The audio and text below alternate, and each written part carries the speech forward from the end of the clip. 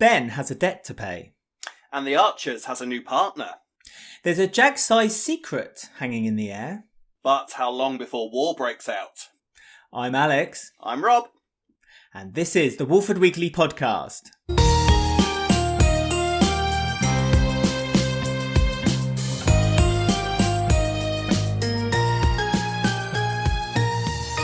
Hello everyone and welcome to the Walford Weekly, your weekly EastEnders podcast, where this week we'll be discussing the episodes released on the BBC in the UK from Monday the 9th to Friday the 13th of August. And I cannot do this without my compondre, Mr. Rob. Hello, Mr. Rob. I'm very well, thank you, Mr. Alex. How are you? I'm excellent, thank you. Despite many things happening to me this week, I'm writing this week off. I won't bore you with the. Well, I've already bored you with the details, Rob. You've already bored people. You've already bored me. It doesn't seem fair to. Well, no, because I think when something dramatic happens to you, because as we said last week, you were off to see your parents down south and had like an 18-hour drive or whatever it was to get down there down south, and then when you were returning.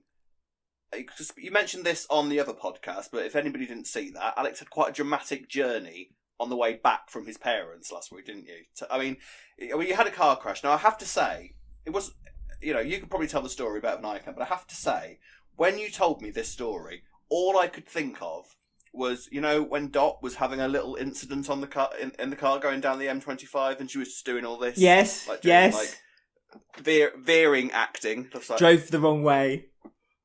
Yep, and then you sort of just along a little bank and stayed there while the horn just blasted and the camera zoomed up. That was pretty much how I imagined it to be. You've got your own little duff in my head. So what actually happened? Yeah. You've pretty much summed it up. It's uncanny how you've explained it. Basically, what happened was that my tyre burst, and so it caused my car to do a 180 on a road, but it just so happened that it was on a road where there's a small bridge, and so I hit the stone bridge, kind of rocked almost, then rocked back again, and the whole time we just sat there like that. What has just happened? The shock was the worst part. Genuinely, the shock was the worst part for me. I was in shock for a long time, to the point that I couldn't even Google for a tow truck. I didn't know what I was doing. I was literally Googling nothing at all. The nonsense that's in my Google history now from that night, I have no idea. But yeah, so but I'm safe. I'm well. I mean, I'm completely okay. You're all right. My saviour. I'm honestly, I'm fine. I'm absolutely fine. My van's not fine. It's unfortunately been written off. So now I'm looking for a new car. I thought you said the van was okay. No, well, I thought it was because I changed the tyre and carried on driving as if nothing had happened. Ignoring the massive dent in the side. It's like, I've changed the tyre, it's fine. It's fine. And the grass in the wheel arches. But I had it checked out. I thought it's probably safe. It's probably safe to get it checked out. And the mechanic basically said that you can have it fixed, but it's worth almost twice the value of the vehicle itself. So it's fine. Someone's offered me a good price to buy it because they're going to fix it and then probably do it up and then make a bit of profit from it. And then me and Auto Trader are like that this week. We're kind of like just helping me guide me find a new car. But it was a horrible ending to what ended up being quite a nice trip down to see my mum and dad. But it was fine. I can't complain. Like you say, if there was a duff, that would have been more exciting. If I had an ending like Mel, where I was being dragged out by a pregnant woman, and then I decided to hear voices. I could hear your voice, Rob. You saying, "Alex, you need to record the next episode," and I start walking back towards my car. Here. Alex, I've got vegan products. Come here. Yeah. Then that would have been much worse, and you'd be doing the weekly on your own, unfortunately. But yeah. Anyway, there's much more important news.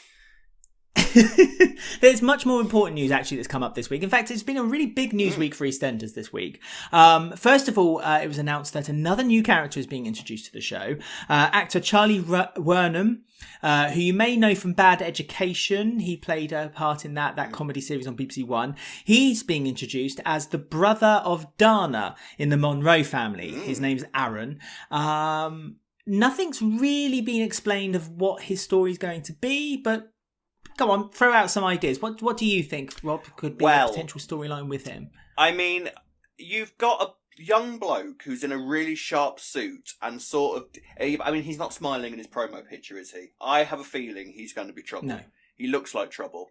Because the guy used to be in Hollyoaks as well, so he's got soap opera experience. And there's been a few people I've seen online that saying, "Oh, I really wanted him in EastEnders for a while." So I'm excited for what he's going to bring, and it seems to be an expansion on the Monroe family. They are a proper kind of unit now, it seems. So yeah, I'm looking forward to seeing what he's going to bring. It sounds like his story is going to sort of integrate. I have a feeling that him and Bobby are not going to get on. I have a feeling that he's going to be problems. He's going to bring big problems to the Bills. So yeah, I'm excited to see what he's going to bring.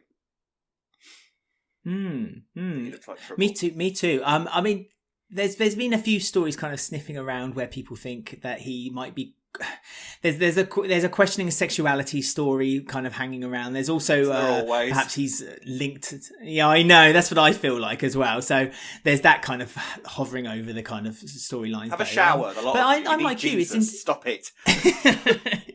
Need calming down. It's interesting that they are building down. up the Monroe family. It's not. Normally, when they bring in a family, like they did with the Panasars and the Taylors, they normally bring them in as one large unit. But with the Monroes, they seem to be introducing them one by one and seeing, I suppose, if the audience are attaching onto them. But I like that they're doing that. Last week, I think we both agreed that we're pleased that Harvey's been introduced. We're pleased that this new family is onto the square. And there's a lot of potential for them coming forward.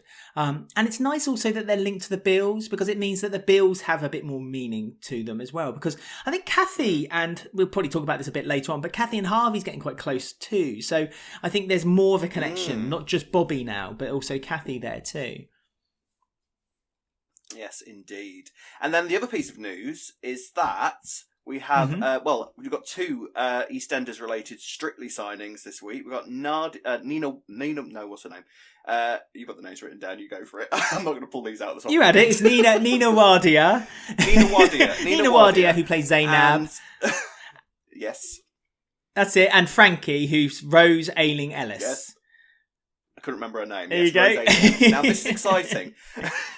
This is exciting because Rose is Strictly's first ever deaf contestant. So it's going to be interesting to see how she, how that works, how that will work on the show. So because now neither me or you actually really watched Strictly all that much, because poor Maisie Smith, when she was in, we didn't mention her until probably Strictly had finished. Oh, by the way, didn't Maisie do well at Strictly? But I might actually watch it this year, because there's some with two EastEnders people, I feel like we wouldn't be doing our job properly as EastEnders podcasters if we didn't support Team EastEnders on Strictly. And there's two of them this year. So go Rose, go Nina, let's do this. You can do this. It's exciting. Absolutely. I mean, I'm like you. I'm very excited to see Rose do it. I think it'll be fascinating to see how she will. Obviously, I say obviously. I don't know absolutely nothing, but I would imagine that it would be the beat. So she'll hear the beat to the music that would cause her to know how to kind of do the dance and learn it that way. I mean, it's going to be 100 times more difficult for her because obviously being deaf, it's going to be tougher. But I don't know if you ever watched the American series, but there was a deaf contestant on the American series called Niall. Now, the only reason Ben and I know this is because he was first of all on America's Next Top Model, Series 22, XXII, baby, and people who watch Series 22 will get that. And he won. He went on to win Strictly as well. So I'm so pleased that they're doing it this year. I mean, there's a lot of firsts this year on Strictly as well. Not this is a Strictly podcast, but there's the first two male coupling as well this year as well. So that should be it's there. I didn't know that. So I am. Yes, the guy John Waite, who won Bake Off in the UK, he's going to have a male partner with him. So, kicking and screaming into the 21st century is the old BBC. So I'm really looking forward to them, the matchups on that. And like you say, hopefully we won't end every podcast from when the series of Strictly begins of us both going, oh yeah, we should have mentioned that someone did quite well on Strictly this week. Really bad last year. Won't do it this year. Promise. We were terrible. But Maisie did very well, and we enjoyed Maisie being on the show. Well done, Maisie. Well done for last year. So, right, let's talk about EastEnders then, because there is a lot to talk about. And I suppose we have... Yeah, and we have kind of touched on it slightly as I just now with Kathy, but let's talk about then first of all the kind of story of Harvey finding out through Terry this week, a bit of a snide move by Terry, that Bobby had killed his sister and the fallout of that. Harvey was adamant that Dana shouldn't be allowed to see Bobby anymore. Dana went her own way and said, "No, Dad, you can't tell me what to do," which I thought was interesting. Yeah, first of all, so Terry revealing that secret, was it just because he wanted to kind of break up with Kathy because he was a bit afraid of commitment? And if it was, why is he afraid of this commitment with Kathy? Well, I think this all boils down to that coughing fit he had a few weeks back. Now, remember when that first happened, we both said, well, he's dying then, isn't he? There must be something wrong with him. Now, leading into this, I kind of think what's happening is that he is either dying or he thinks he's dying, and he's overheard Kathy, mention, wedding bells and, how she loves him and all that sort of thing. He's kind of like, oh, well, great. Now I'm going to really hurt this woman if I die. So I think what he's doing is sort of self-sabotaging it so that Kathy isn't hurt as much as she is now in the long run. So I don't think that it's... Because the way that they did it, I think was supposed to suggest that there's something a little bit dark about him. And I don't think that's the case at all. I think it's more to do with whatever is going on with him being ill, or... whatever this coughing fit was all about, it's about that, I think. So it's more to do with him trying to save Kathy's feelings from being more hurt than she needs to be, in my opinion. But what do you think? Well, I agree. I mean, at first I wondered if it was a bit of a mask slipping for Terry, and that we're now starting to see the Terry that has always been... discussed by Sonia and by the family, and whether we're now gonna this is it, this is when we're gonna see more.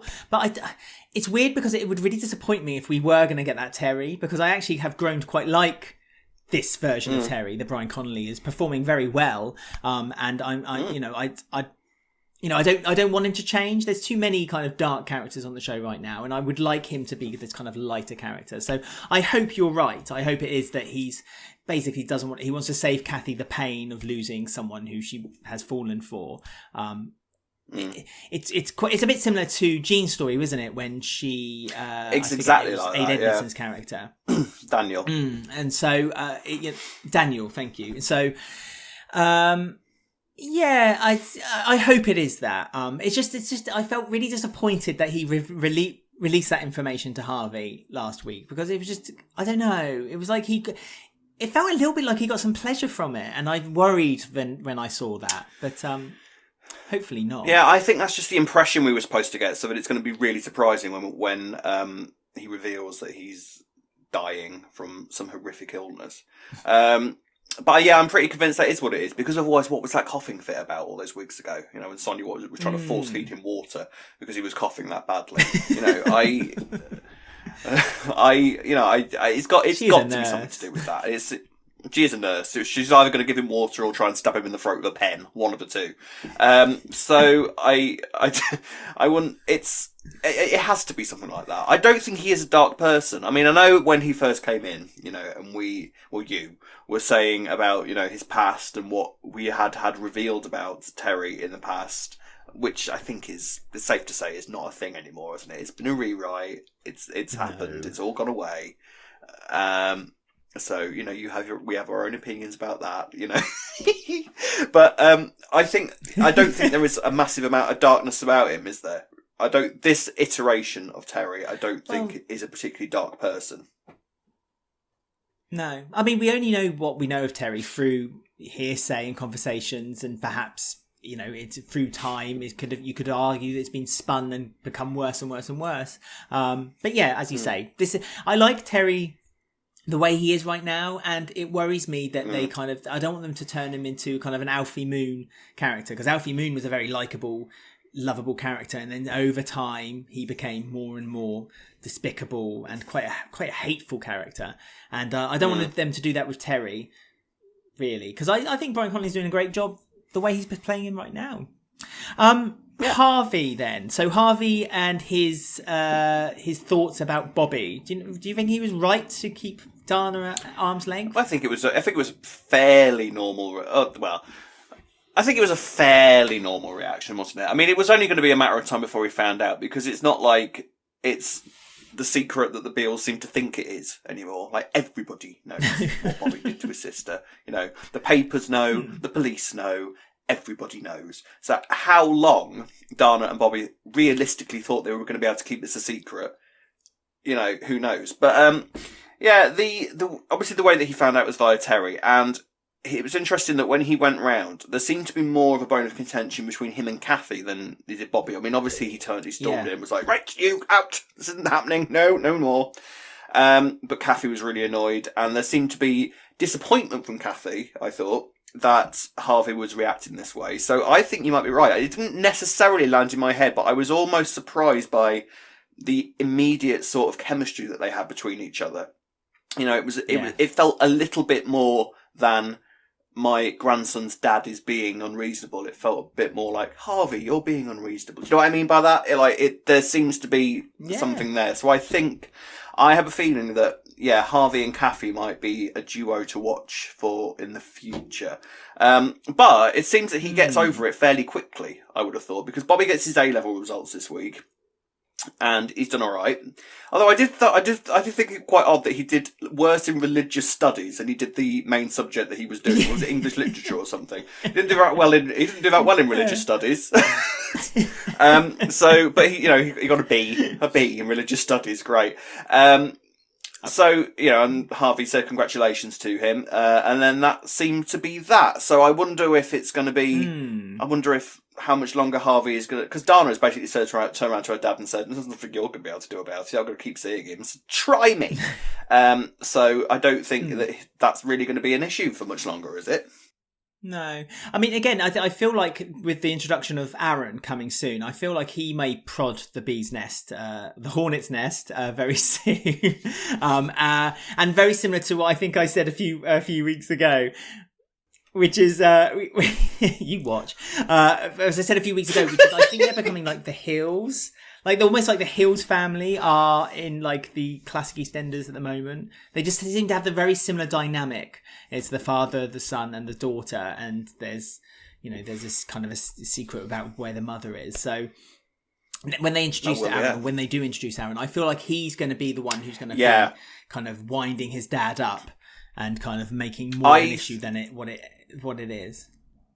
Yeah, I agree. I think Aaron is going to come with a rather large piece of the jigsaw where it comes to wherever this mother is, because something they said this week would indicate that she's still alive, because they said, we've been like, it was something like, we've been together ever since your mother left. So it wasn't since your mother died, it was since your mother left. So she's still alive. So where is she is the big question.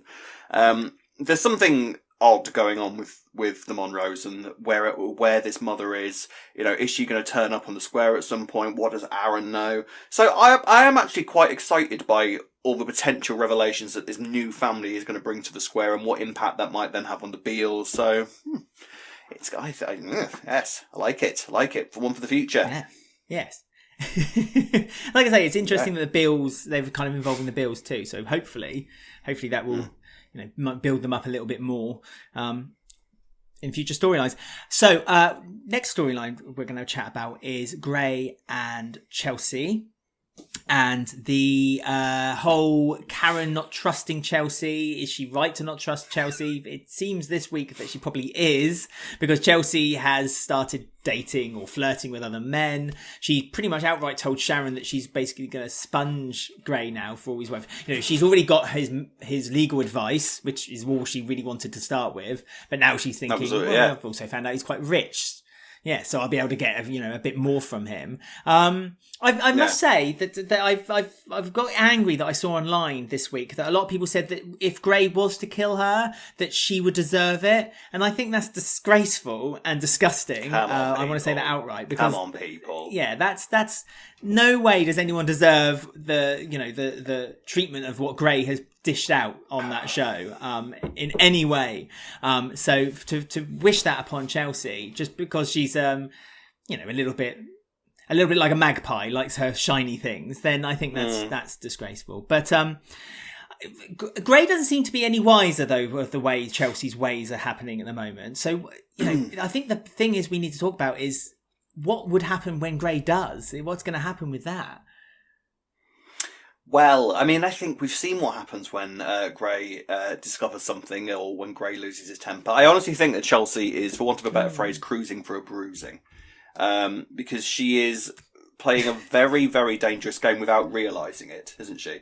Because I don't think that she believes Gray to be anything other than a sort of slightly boring, rich lawyer with 2 bratty kids that might be good in bed and might be able to give her a nice posh holiday that she'll quite happily go on. Because clearly, when she went round to Gray's house, once she'd had the tag removed from her foot, and she was talking to Sharon and Vi, of all people, in the Vic, and sort of getting confidence boosts and saying, "Yeah, you're right. I am young, and I've got a fabulous pair of boobs, and a fabulous arse, and I can do whatever I like with them." So she went round to Gray's house with, I think, the intention of saying, "Thanks for everything you've done, but see you later. Good luck with the kids." But then Gray sort of sprung this really sort of posh exotic holiday on her, and she was like, "Actually, I might stay here until the holiday is over." So, but I think it's only a matter of time before I think Gray reveals his true colours to her, and it's going to be a painful experience for Chelsea, I think, because to be fair, I think what she is doing is she is doing everything that Gray despises in a person. She is taking advantage of him. She's humiliating him in a lot of ways. This is all how he will feel by the end of it. Taking advantage of the kids, taking advantage of him, and his money, and he's going to feel used and betrayed, and that's not going to end well for Chelsea. Now, what Gray has also done a couple of times is sort of manipulate Chelsea into staying, which, presumably is how he managed to keep Chantel around for all these years. Now, see, the awkward thing is, he's going back into the old form where he was slightly more interesting as a villain because we're seeing the abuser side of things come out, and that's the message that they claim they've been wanting to tell all along, is like how these abusers keep people in these relationships, which is more what we should have been seeing as opposed to him pushing people in front of trains and all the other random crazy stuff that he was doing. So I don't know, but I basically think Chelsea is in a lot of trouble, and it's not going to be long before it happens. But yeah, you're right. There's stuff online. Get a grip, people, for the love of God. Honestly, what's wrong with you? What's the matter? Yeah, no, it's disgraceful. I'm sorry, it's disgraceful for what people were saying. You're right. I think that Gray is ultimately being embarrassed by Chelsea. And if she continues to embarrass him, then that's going to be something that he's not going to be very happy or wise about. And especially since he stood up for Chelsea as well in front of Karen. He's been doing it continuously, but this week he did it very much. Having told Karen off for locking her in the laundrette as well when she had hiding the laundrette keys in her boots. That's a question.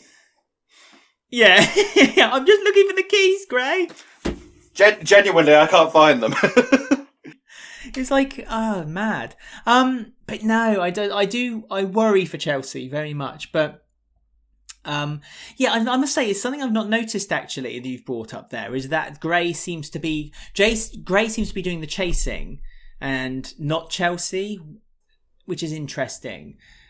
I'm trying to remember, the relationship with Chantel. Was it Gray always doing the chasing in that relationship? Because I think Chantel always wanted to please Gray. Yeah. Well, I seem to remember them when they talked about how Chantel and Gray got together. There was something to do with Gray running over a puddle and getting her soaked or something. Now, it's quite easy to believe that Gray kind of was seeing this woman and then did it deliberately to kind of get her attention. So I can imagine that Gray was more sort of... But the thing is with Gray, he's a great-looking, successful, guy who... I can imagine it's quite easy to make these sorts of, to make women fall for him quite quickly. Because if you remember, when he first came into the square before any of this sort of nastiness was revealed, we were obsessed with Gray. We loved Gray. He was a great new character, really good looking, really fun. This was the image that saying this is the image that these people can give off to people, and you don't know what goes on behind closed doors. That was the whole story about it. There is still a lot of people on the square, it's been mentioned a few times, that still think Gray is like that. They've got sympathy for him about what happened with Chantel, but nobody really, apart from... nobody apart from Kheerat and Laura the lawyer has got anything really bad to say about Gray. Even Whitney keeps going back to him, because we shouldn't forget that Whitney is is coming back into the story now. So what's going to happen is he going to break up with Chantal and then get back with Whitney, or is Whitney going to be the person that saves Chantal out of the situation? There's a few different ways they could play it, but yeah, we'll see how it goes. Yeah, I mean, Mitch is also another one to add to your list of people who's suspicious about him. But he's being shot down at every opportunity, isn't he? Unlike Kheerat and others who don't really say anything vocally about it. Okay, so his boss said something to Chelsea, but Chelsea kind of forgot it. The only one who's being vocal about Gray right now is Mitch, and because, like you say, because he's giving off this personality of, this nice guy, Mitch is getting shot down at every opportunity. So, and I hate that we're going to have to say at the end of this that Mitch was right as well, because I don't want to admit that Mitch was right at anything. I know. It's all right. If it helps, I doubt Mitch will be shown that much, because he certainly hasn't been, for ages and ages and ages. It's been ages since, Mitch has had anything remotely significant to do. Even when Chantal first died, we barely saw Mitch, so I don't think he'll be troubled by Mitch too much, Alex. I don't think he's going to bother. I don't think he'll be there to complain about all that much. No, unfortunately, I think the aftermath of Chantal's death was a bone of contention for us, because nothing was really shown on screen for anyone. So wasn't an aftermath, yeah. But, yeah, there was none. Do you want to talk about Ruby and Martin really quickly, and how Jean now knows the secret of what Ruby had done? Yeah, because Ruby really felt like that her karma was on zero, and that the only way that she could redeem herself and have the gods look down at her and think that she deserves to have a child is by telling the truth. She thinks that she's done so many bad things in her life, and that she's now getting, punished for it. So has finally admitted to Jean what she's done. And that is, well, I mean, she still said though this week that she still blames Stacey for losing the child. So she's not really kind of admitted everything. Not really learned anything. No. She's not really learned anything at all. I think Jean is there's been a bit of a case of the knocking hearts with Ruby this week with Jean, hasn't there? Do you know what I mean by that? That story where, someone's been killed and she's been buried under floorboards, and the guilty conscience is the fact that the heart is still knocking under the floor. But I was just checking. Yes. So that's going. Yeah, that's the one. Yeah. Oh yes, I forgot about that. Yeah, cultured little sausage. You. So they've got all of that sort of thing going on. Ruby is I think she's just driving herself a bit mad, isn't she? Because she's become absolutely obsessed with things like karma and how she's not a good person, because Isaac said in the height of his sort of schizophrenic paranoia that she wasn't a good person, that she was a bad person. She seems to have taken that really to heart ever since he said it. And yeah, she's just completely and utterly overcome with guilt. And beside herself with nerves about the whole thing. And then eventually she goes to hospital this week to have the procedure for her endometriosis done, which she doesn't have anymore. They've successfully removed all her endometriosis. Yeah. I don't know, is the honest answer. I mean, I did sort of raise an eyebrow. I did raise an eyebrow about it, but I don't know. Yeah, from readings, just as an off point, from readings and from conversations I've had with people, it doesn't normally work that way. It can work that way, but normally it's something that would take years and years and years and years to fix and cure. If cure at all. Well, if it can, then it it's feels possible. A little bit like, uh-oh. Yeah, that's true. This is the soap that can bring back the dead. So let's not maybe say naughty for doing it, but at the same time, let's just kind of But yes, you're right. Yeah, you're right about Ruby. Yeah. And yeah, so eventually see, the thing is, I have to say, I was sort of, because I wasn't entirely sure what Jean didn't know about any of this, because Ruby was acting as though she had this massive secret to keep from Jean. And then eventually kind of came out with, because as far as I could tell, Jean was holding her responsible for sending Stacey to prison, correct? you know, she was claiming that she was saying that Ruby was sort of, you know, lying about everything that she said about Stacey causing the miscarriage. Correct. So then Ruby turns around and says, yeah, all of those things are actually true, Jean. You know, and Jean's horrified and kind of storms out. And so I was kind of confused as to what exactly the big secret was supposed to be. But either way, Jean now knows that Ruby's a liar and has said that, because she's off to see Sean for a couple of weeks, because that'll be a cheery holiday, I'm sure, and has said to Ruby, right, when I get back, you better have told Martin what has happened, otherwise I'm going to tell him. So Ruby now has to tell Martin. Now, again, I mean, all of this happened so long ago. I can't quite remember how it all played out. But Martin, again, is, well, pretty much under the impression that Stacey was the one that caused the miscarriage. So Jean is going to tell him that she lied about all of it, even though Ruby does still believe that Stacey was in some way the cause of the miscarriage. So it's a bit spaghetti junction-ish, really, isn't it? It's a bit messy. It's the pushing down the stairs part, I think, is the bit that Jean wants out in the open. That never actually happened. So there's I suppose in Jean's mind, maybe she agrees with Ruby that there's no question that perhaps Stacey had some involvement for the miscarriage because of the stress that she was because Ruby did mention also that they built up to that point that Stacey had continuously bullied her and was like really winding her up. So there's that maybe. Yeah, but which actually, if I cast my mind back, wasn't a million miles away from the truth, because Stacey was proper sort of going for Ruby a lot of the time at the time. Now, I know we had a bit of bone of contention as to, you know, because we got a bit of criticism by saying, well, maybe Stacey is a little bit responsible, you know, but the other main thing that she lied about, which I've just remembered, is the fact that she told Jean that she had actually tried to get all this sorted with the police when I think at the time something happened where she was like, actually, screw you, Stacey, screw you, Slater, you can go to prison. And that's what ended up with Stacey going to prison. So that was, I think, the big part of the secret as well, wasn't it? So she confessed to that as well. So Jean now knows that Ruby made absolutely no effort to get Stacey out of prison or to stop her from being arrested, or because remember, Di on Fleek was the one that was behind all of that. So I hope we see her again. So it's, so I mean, how long is it going to be, we reckon, before, did we find out how long Stacey's in prison for? A year, wasn't it? It was 12 months, I believe. It's almost as long as a maternity leave. But she's not going to get out for good behaviour, is she? Because she got into that fight a couple of weeks ago. So she's in there for, she's in there for as long as necessary, really, isn't she? She's in there for as long as she needs to be. I mean, do you reckon she might return in a similar vein to when another certain young lady is returning in the next few months, maybe? Or do you reckon we're going to be waiting a little bit longer? You're talking about the J word, are you? I actually went like that when I said it. Yes. The J word. Or the J name. Wink, wink. I don't know. I don't really know. I don't really know when Stacey, because, you know, Lacey is off for maternity reasons. So but the thing is with Lacey Turner is she loves doing the show.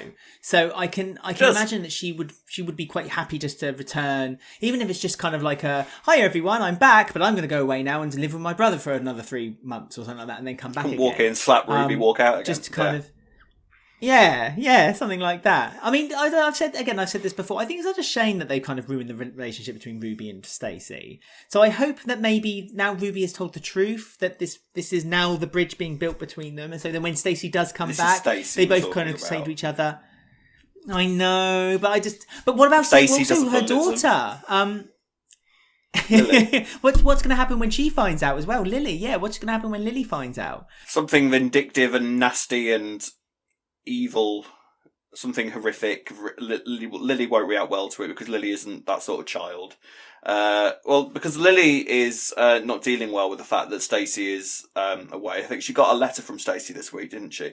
So Lily's not exactly dealing well with everything that's sort of going on around her at the minute, with Stacey being away and sort of the chaos that's kind of around her. So yeah, I have no doubt whatsoever that when this all comes out, Lily will be sat there on the front line, so to speak, against Ruby. So So will Ruby reveal this secret? But then what Jean also has to bear in mind is that they've got Ruby has a secret about Jean. So, this is something else that I wondered, because with maybe Jean feels also a bit like she's been betrayed because Ruby found out her secret, but Ruby didn't tell Jean Ruby found out Jean's secret, but she didn't tell Ruby her secret straight away after finding out. It was almost, you think that there may be a bit of honesty between them. Because to be fair, Jean has been looking after Ruby, despite the kind of, there seemed to be undertones the whole time of her not really trusting Ruby. Jean has taken care of Ruby. It's like taking her to hospital visits and being a shoulder to cry on quite a lot these past few weeks. So I imagine that must be quite hard on Jean too, because I think Jean's one of those people who she kind of rates people on their kind of trust and their kindredship with her, maybe. And so she feels like that's been betrayed too. So not just has she been betrayed by Stacey, the secret of Stacey, but also by that, Ruby. She let Ruby in despite her her reservations, and now she was right to have those reservations in the first place. Poor Jean. Poor Ruby. Mystery. Poor Stacey. Poor Ruby. Poor everybody. Poor Stacey. Poor everybody. Yes.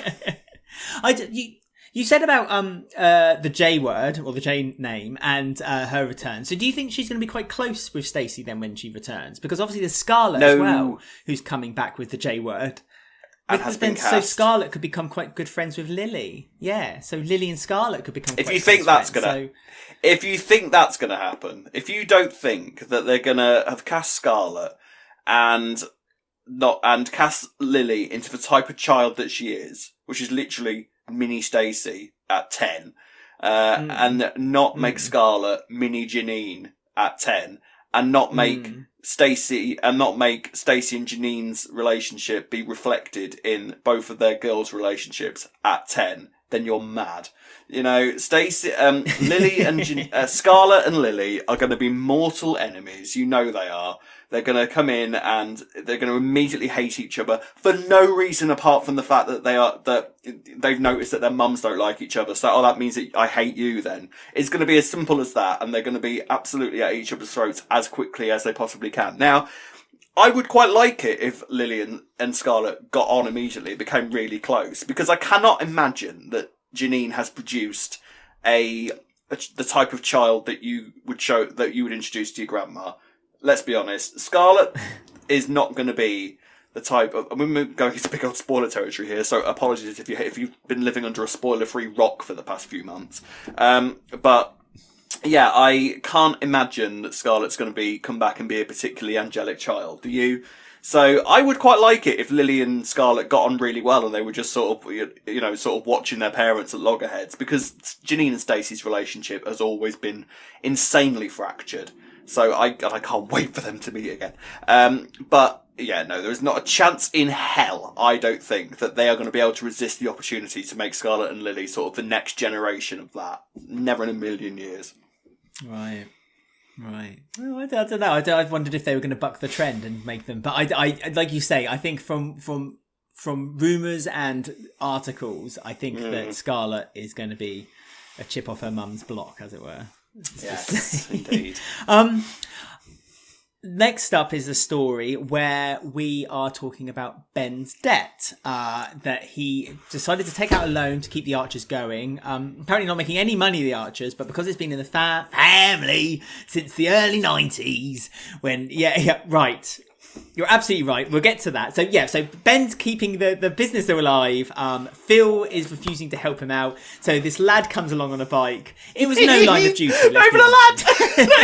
It was 8!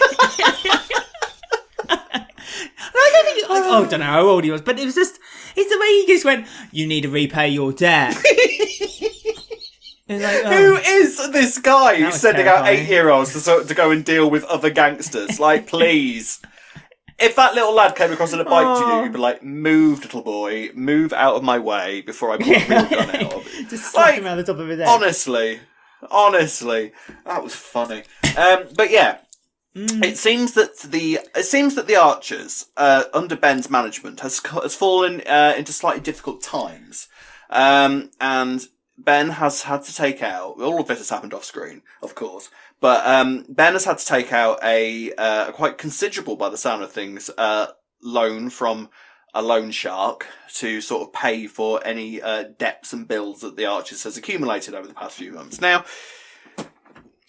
we're not even going to talk about the fact that he's kept August and Callum. I'm not going there. I'm not interested. We know it's there. We know it's a bone of contention for us both. We've done it to death. All right. So it shouldn't be a surprise to us. Roundabout. Yes. Absolutely. But that's it. All right. That's it. There's no point. Okay, we know it happens. We know it happens. All right, we don't. No. You know what? We don't need to talk about it anymore because you know what? No, we every week we say something, so let's not talk about it. But we should imagine if we talked about it. The fact that Kheerat. Imagine if we did, but we're not going to. Imagine. We're not going to. It's fine. But move on. But Kheerat has paid the debt off. For Ben, he asked his dad, Phil. Phil said, "No, you got yourself in trouble." He asked Kathy. Kathy, can I just say, you really got that much money? Yeah, I'm not gonna lie. You know, as critical as I am of Ben a lot of the time, I wasn't massively keen on the fact that he went to Phil for help. This is Phil that, you know, when someone like Shirley or most people go to Phil and go, "I need a loan, please. I need £750,000," and Phil will literally just go to his safe, give the money across, and then we'll never hear from it ever again. So I wasn't overly keen on the fact that when his own son went to him and said, "I'm in trouble with a loan shark who may well break my legs today," that Phil was kind of like, "It's your problem, mate. You deal with it," and just got into his car and drove away. So I wasn't massively keen on that. No, and Rob, honestly, if from watching classic episodes of EastEnders, I have a keyring that says that watching classic episodes of EastEnders. If you see like the way Phil is really quite unlikable, and he just doesn't seem to like. I'm surprised when people say like he's like. He's always a family man for convenience when he wants to make a show. It's like every time, like when Dennis was around, they would go into the Vic together to just be a family so everyone could see like this unit. Yeah, it's all for show. And now he feels like Ben has like broken away from that, which, to be fair, any son should break away from the family and just like make their own path in life. Feels kind of just being like, nah, it's your own trouble. I don't care. I'm off to look after Louise because you know her mum's had a car crash and broken her legs. You know, like it did not surprise me with Phil doing this at all. Yeah, no. Almost. But luckily, I don't have Phil coming to visit us. It does not surprise me that Phil has done this. Honestly, it really has not surprised me in the slightest. And it's just the trait of Phil Mitchell. He's a really. I thought they'd made up. I thought the whole point of that whole Simon thing was that Phil kind of came in and went like, "Yeah, you're right. Yeah, here, I'm your dad. Let's deal with this. You'll be fine." And gave Ben this massive talking to, and Ben was all proud and glowing and thinking, "Oh, my dad loves me. Everything's fine." And then when he goes to him with genuinely a massive problem like that, "I might have my legs broken today, Dad." It doesn't care. It didn't sit well with me at all. Anyway, so yes, the big point of all this is that Kheerat has basically become a silent partner for the Archers, and by silence I mean Ben's literally like, I mean silent, like don't tell anybody. Like this is literally don't say a word. Silence, as silent as silent can be. Sleep, fast asleep. Go sleep in the corner. Go on, not interested. But I think this is a really exciting point, I have to say. Now, I know it's probably going to lead to shenanigans further down the line, but I actually think this is very exciting because what we actually have now is the Archers under joint management between the Mitchells and the Panesars. I love that. I think this is brilliant. I'm really excited about this. Imagine when Suki finds out that she owns half the Archers. Imagine that moment. She is, because what's going to happen is, this, as we said in the intro, there's a big old Jag secret still hanging in the air. I have absolutely no idea how that's going to come out, I have to say. I don't know how because only Ben and Callum know about this. I don't think even Phil knows about what went on with Jags, does he? So It is literally just Ben and Callum who know about this. So I have genuinely no idea how that's going to come out. But when it does, damn, this is going to be a good war. Because Philly's going to return at some point and find that the Panasars, who he hates, like, there's no love lost between him and Suki whatsoever. So when he comes back and finds out that the Archers, well, he claims that, Ben owns that and he's not interested in it anymore. But it's all about pride with Phil, isn't it? It's all about, he will look at that and say, even if it's not directly owned by me anymore, it's owned by Mitchell's. So, that's a Mitchell business through and through. So when he comes back and finds that the Panasars own half of it. Throw that into when the Jag secret gets revealed. I genuinely think we have got a massive war coming on the horizon. And I'm really looking forward to it because it's going to be epic. And Callum is definitely going to get tied up in a warehouse. I'm telling you that for nothing. I will bet you £170,000 that Callum ends up being tied up in a warehouse at some point. It's a kink, I think. And these falls writers. backwards into find a any skip. Find any excuse to try to tie Callum up. And honestly, they send him into Penelope Pitstop. He's just tied up in the warehouse. Help, Ben! Help! Help! That's coming on. Help! So that's coming on the horizon. A massive war between the Mitchells and the Panasars is coming, and I cannot wait. Yeah. I'm excited. Do you? I'm excited too, actually, and I totally agree with you. And as you say, I don't think it's a coincidence that one of the lines this week from Ben was, "It's been in our family since my dad had a fringe." That's not a coincidence. Yeah. So it's going to be used, as you say, in line. a war some way. Yeah, it was. Yeah. Interestingly, and this kind of goes into the kind of Suki and Honey story a little bit too. They're obviously making a friendship between Suki and Honey. Honey is obviously linked in some way to Billy obviously being a Mitchell. Mm-hmm. Do you think that this is a route for the writers down the line for them to then have something, almost get Honey in to try to manipulate Suki in one way or another? That if this story does get legs and start running down the lane and running down the lane, I'm on top form today. Sorry, kids. If it's going to be, just pause there, Alex. Alex tells me quite regularly. He goes, "Do you know what? I mess up all these phrases and sayings of it, but I'm really, really good at catchphrase. The TV show catchphrase. I'm excellent. I am at the it. TV game show. I don't believe you. I don't believe me. You talk utter rubbish when you come out with these phrases. I don't believe that you know these sayings whatsoever." Honestly, no, I am because if they're presented in front of me in front of me as a computer flash animation with Mr. Chips in the background, kind of waving like that, then I get it. I get it. It's just that they don't come to my head quick enough when I'm having a conversation with people. But no, I would. Stephen Mulhern, call me. I would be good on your game show. I'd get ITV a top rating for that. Suki and Honey's relationship. Do you think there's a reason for that relationship? They are, but I struggle to see Honey caring that much about Mitchell drama. Because I don't see how they'd get Billy involved with it. Suki, on the other hand, maybe would be the one that would try and manipulate Honey. I can imagine Suki being the one that would turn around to Honey and go, Mitchell's. So that way, possibly, I think would be more likely. Right. Because I think Honey would be more likely to sort of, yeah, you're my friend, Suki. Of course I'll go and kill Billy. Absolutely fine. Yeah, sure. Do you know what I mean though? Like it's, sort of doing a jackhammer approach down the lane. So that was brilliant. Honey was mental this week. That I could see happening, and possibly you're right. I hadn't seen that actually on the horizon, but of course there's a reason. Of course there's a reason for it, isn't there? And of course there's a reason why they would put Sonny and Cookie together. Yeah, you're right. You're absolutely right. That is exactly what's going to happen, isn't it? Yeah, I didn't think about that. Absolutely right. Yeah, no, Suki. So yeah, that's what's going to happen, isn't it? Suki and Honey. Suki is going to, once she finds out about all this, she's going to use Honey as a sort of chess piece, isn't she? To sort of find stuff out about the Mitchells. She's going to somehow she's going to get stuff on Honey. Honey will probably, and don't forget Jay as well. Because Jay, maybe they're actually going to remember that Jay was quite heavily involved with the Mitchells at some point. That's maybe more likely. Yes. Well, they might remember that Jay's involved with Honey at some point as well, because we don't see much of that. Yeah. Exactly. Yeah. It just feels, it felt like a really weird, other than it being very sweet scenes with Honey and Suki the last couple of weeks, it felt a little bit like, but why? And then, as you say, when they started doing the Kheerat paid off the loan, I started putting it together. So I thought the Mitchells might manipulate Suki in some way using Honey, but yeah, you're right. I think it's more likely it's going to be the opposite way around. Suki's going to manipulate Honey to manipulate somehow, because Honey's still got that. Billy's still got the thing for Honey as well. So really, Honey could literally click her fingers, and Billy will then do something for her.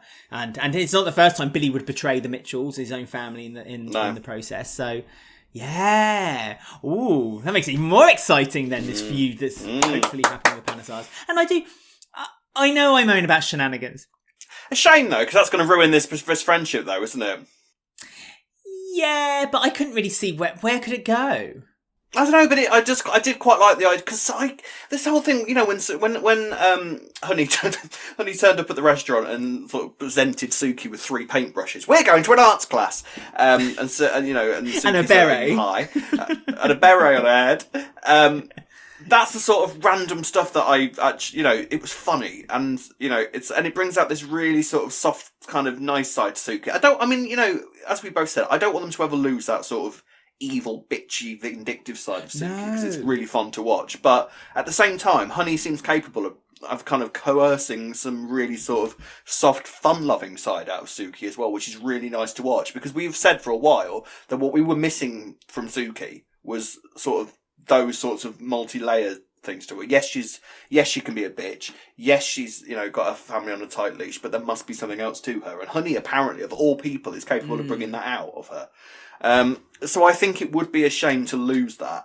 And if the only reason this friendship is happening is to have Suki manipulate Honey in order for this Mitchell-Panasar war to go on, and then the Honey and Suki relationship is gone forever, that would be a shame, I think. But we don't know. We're literally just throwing theories at the wall and see what sticks here, aren't we? But there's a lot coming on the horizon. I think this week actually, as a whole, was all about building, starting the building blocks up for what potentially could be quite an exciting few months coming up. So let's hope we're right about that. But one to watch. But yeah, that's exciting. Iqra and Mila and Kioni. So Iqra stood up for herself this week and said, you know, they want to build a mosque where the old Argy Bargy stands. I'm so glad they're using that set, or using that building again, because you see it in the background all the time, looking really tired and run down with graffiti on it. And I just think it's such a shame, because I used to love them having a restaurant there. But they're going to turn it into a worship place, a mosque. They're trying to get the funds up. They're trying to get the the sponsorship so they're able to open it. And then someone came along and said to who goes to the same mosque as Mila and Bobby, Iqra and Bobby, and said, you shouldn't open a mosque next door to a gay club. And basically, Iqra then had at it and told him exactly what she thought, saying that she's a proud lesbian and that she thinks there's no problem with that, and she's a proud Muslim as well.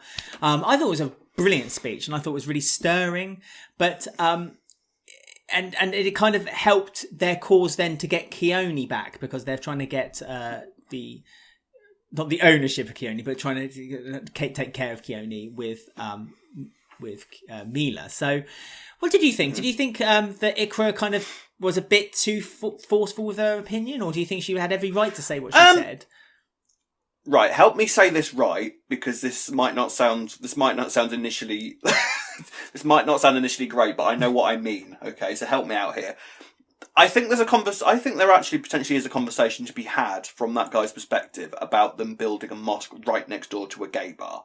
I think that is potentially something that is, because, we're not just talking about that one guy. We're talking about the Muslim community and what some of those really those people might think about. Is that an opinion that's going to be shared from quite a lot of people that go to this mosque?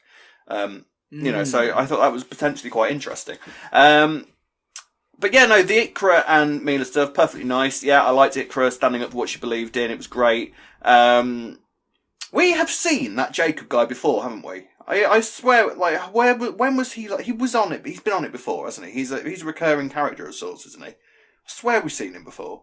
Jacob, Jacob, the lad who was basically against the mosque. No. Jacob, the guy. I think his name was Jacob. Who was social visitor, the child welfare officer. Yeah. It's where we've seen him before. Yeah.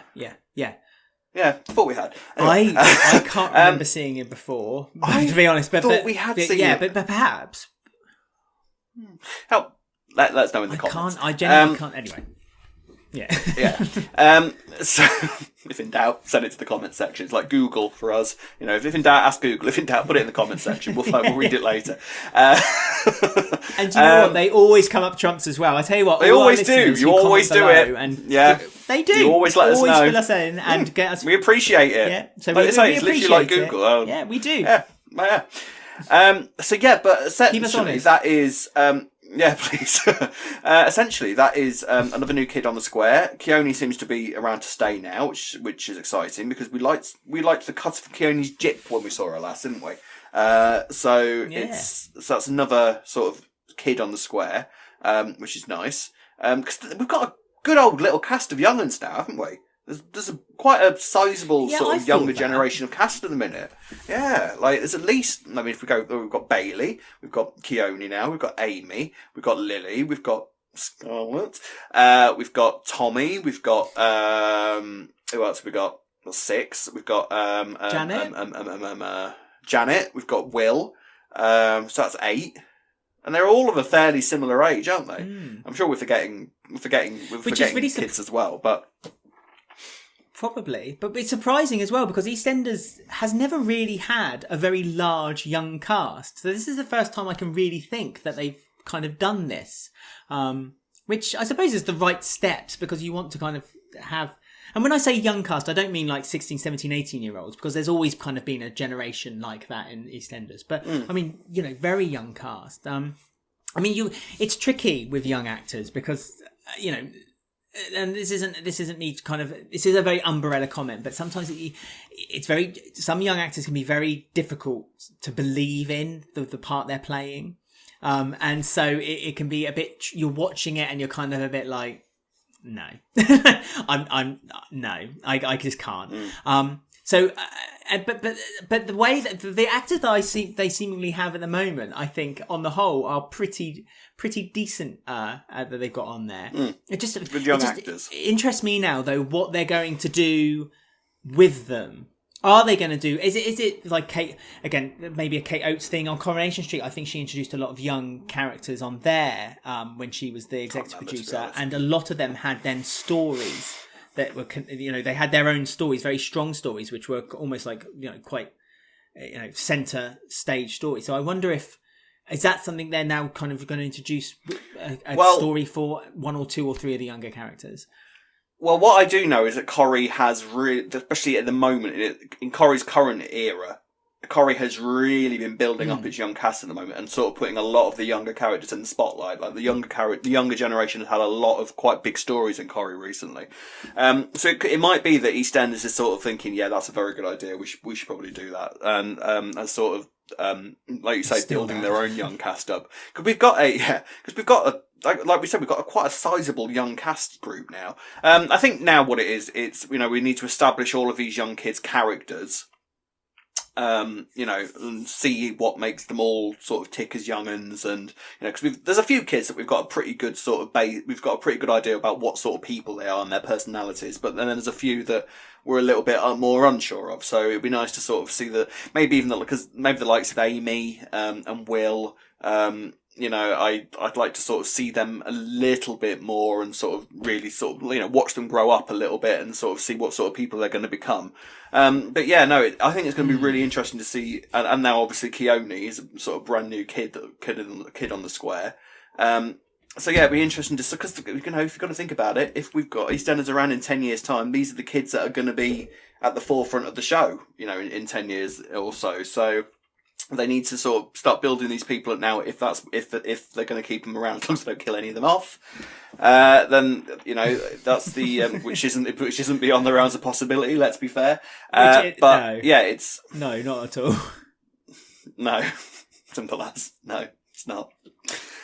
So yeah, but there you go. So Kioni is now officially on the square, and she's going to be living. Yes. Is Mila moving in with Iqra? Because I think Iqra's still got this massive house that just she lives in. It must be now, surely. Mila must now be moving out of the Beals' house, surely. Was Mila still living in the Bill's house then? Well, yeah, because they've never seen her in any scenes when they've done any in the house.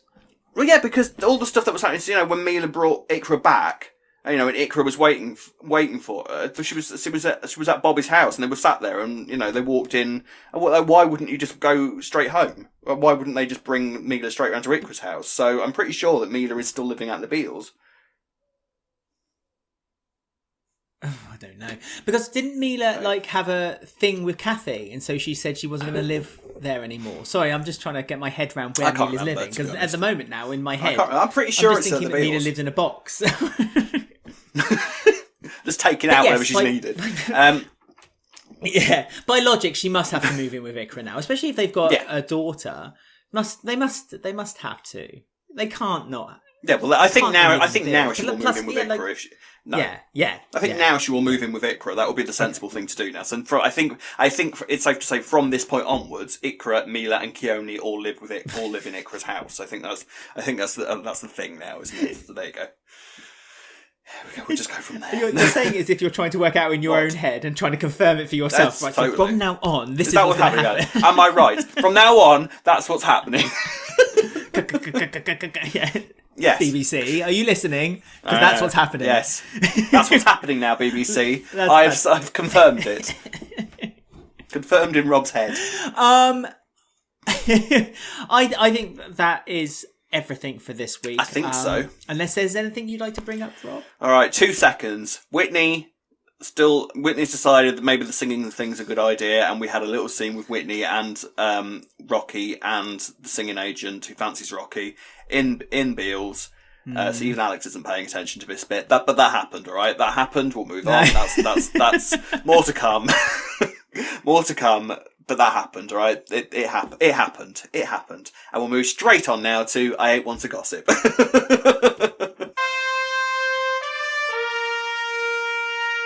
You know me, I ain't want to gossip. So, we're going to read out some of your comments that you posted on Twitter this week. First one is from @SharonWatts_, who has written, Kathy, Ruby and Jean stole the show this week. Bit of an odd use of certain characters such as Terry, and the Ben Mitchell loan shark story is so repetitive, and the lad threatening him was dreadful. Good to see them focusing on Isaac and his recovery with others around him, though. In fact, I'm surprised we didn't mention it, actually, because we actually saw Isaac this week, and he does seem to be on the road to recovery quite a bit. He's got a way to go, I think, but he had a conversation, he seems to have made a friend in the ward. And I have to say, this was driving me mental, because I was looking at the actress who was playing this friend, and I recognised her, and I can't think what the hell she's been in that I recognised her from. We said the exact same thing, and we were looking everywhere. We can't say. Comment below if you know. Comment section, let us know. But yeah, that was driving me mad. But actually, I really like the Isaac stuff this week, because and also he's sort of taken Lola in. He's accepted Lola back. It turns out that this woman who we made friends with is the one that's been eating Lola's burgers, so I'm glad that mystery's been solved, because I was wondering. But how she's got hold of these burgers, I don't know. I don't know what the hell goes on in the mental health section of Walford Hospital, of Walford General, but these burgers sort of apparently made the journey around and ended up with this woman who told Isaac, actually, you need to make sure that there's gherkins in the next one. Fair enough. But yeah, he has taken Lola kind of back and wants to see Lola more, so their relationship is starting to get a little bit better, and he's letting people in. He's got a way to go, and I think he's admitted that. Yes. Because he's still kind of quite edgy and quite tense, and I think he's scared about going out into the big wide world again. But he is getting better, which is nice to see. But yeah, carry on.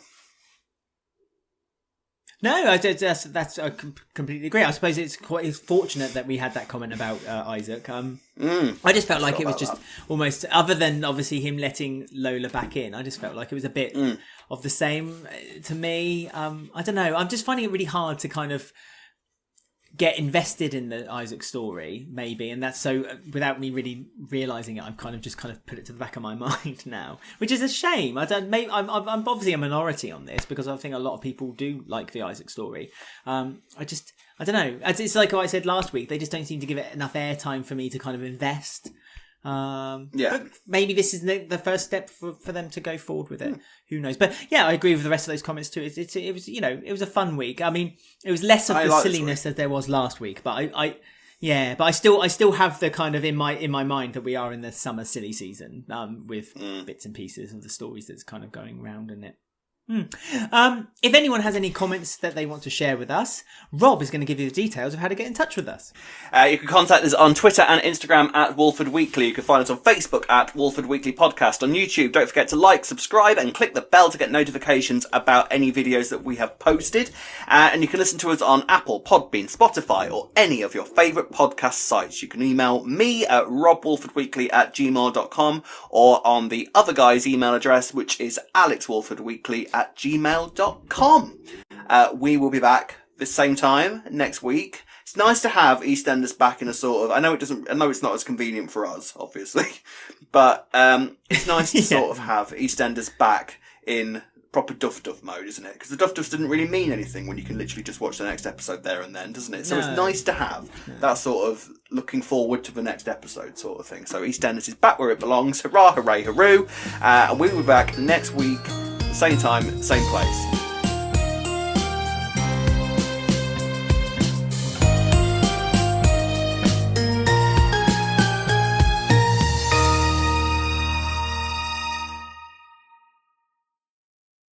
Goodbye. Ella, hey, under my umbrella. Under my umbrella. Comment. Hey. Hey.